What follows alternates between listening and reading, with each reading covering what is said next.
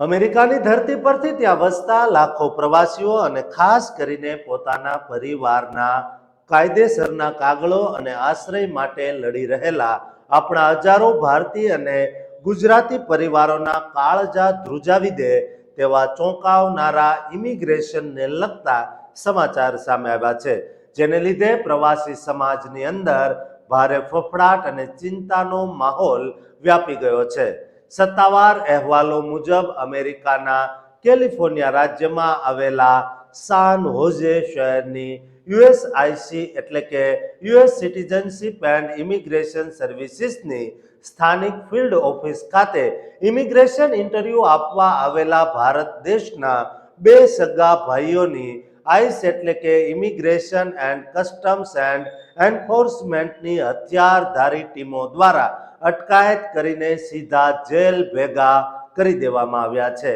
આ અતિ મહત્વની ઘટના અંગે યુએસસીઆઈએસ એજન્સી દ્વારા સોશિયલ મીડિયા પર સત્તાવાર જાહેરાત કરીને આખી કાનૂની વિગતો પૂરી પાડવામાં આવી છે. એજન્સીના જણાવ્યા અનુસાર આ બંને ભારતીય ભાઈઓ સાન હોઝે ઇમિગ્રેશન ઓફિસે રિફ્યુજી અને અસાઇલમ ફેમિલી પિટિશન એટલે કે ફોર્મ I-930 હેઠળ યોજાયેલા ઇન્ટરવ્યુમાં હાજરી આપવા માટે આવ્યા હતા. અહીં તમને જણાવી દઈએ કે ફોર્મ I-930 એ અમેરિકામાં કાયદેસર આશ્રય મેળવનારા કે શરણાર્થી તરીકે રહેતા લોકોને પોતાના યોગ્ય અને લાયક કૌટુંબિક સભ્યોને અમેરિકામાં લાવવા માટેની એક સત્તાવાર અરજી પ્રક્રિયા છે. પરંતુ આ ઇન્ટરવ્યુ દરમિયાન યુએસસીઆઈએસના અધિકારીઓ દ્વારા કરવામાં આવેલી અત્યંત ઊંડી અને કડક કાનૂની તપાસ એટલે કે થરો વેટિંગ દરમિયાન આ બંને ભાઈઓ સામે અતિશય ગંભીર ગુનાહિત ભૂતકાળ સામે આવ્યો હતો. સરકારી એજન્સીના દાવા મુજબ બંને ભાઈઓમાંથી એક ભાઈ સામે ગંભીર પ્રકારના અનેક બંદૂક અને હથિયાર રાખવાના મલ્ટિપલ ફેલોની કેસો તથા બેફામ ડ્રાઇવિંગ કરવાના અકસ્માતજનક ગુનાઓ નોંધાયેલા હતા, જ્યારે બીજા ભારતીય ભાઈ સામે પણ અગાઉના હથિયાર વિષયક ગુનાઓ ઉપરાંત મોટા વાહન ચોરીના ભયાનક નેટવર્ક કે ઓપરેશનમાં સામેલ હોવાનો ગુનાહિત કેસ અટકાયતનો ભૂતકાળ સામે આવ્યો હતો. આથી તપાસ પૂરી થતાં જ કાયદા મુજબ આઈસના એજન્ટોએ ઇમિગ્રેશન કચેરીની અંદરથી જ આ બંને ભારતીય ભાઈઓને દબોચી લીધા હતા.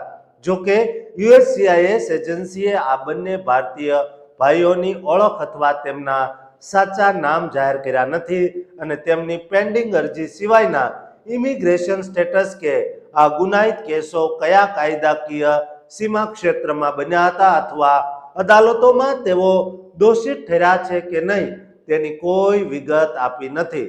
વળી આઈસ એજન્સી દ્વારા પણ આ એરેસ્ટ કે ડિપોર્ટેશન કાર્યવાહી અંગે હજુ સુધી અલગથી કોઈ નિવેદન આપ્યું નથી. પરંતુ આ આખો કિસ્સો ટ્રમ્પ વહીવટી તંત્ર હેઠળ શરૂ કરાયેલા કડક વેટિંગ અને ઇમિગ્રેશન અમલીકરણ અભિયાનનો એક સત્તાવાર ભાગ છે. વિદેશમાં વસતા તમામ લોકો માટે આ બહુ મોટો કાનૂની બોધપાઠ સાબિત થયો છે. દરેક ગુજરાતી જે લોકો પાસે કોઈ જ ડોક્યુમેન્ટ નથી તેમને વિનંતી છે કે તેઓ હમણાં ઘર બહાર ન નીકળે અને આઈસ એજન્ટોની આસપાસ તો બિલકુલ ફરકે પણ નહીં, કારણ કે તેમની ધરપકડ થઈ શકે છે.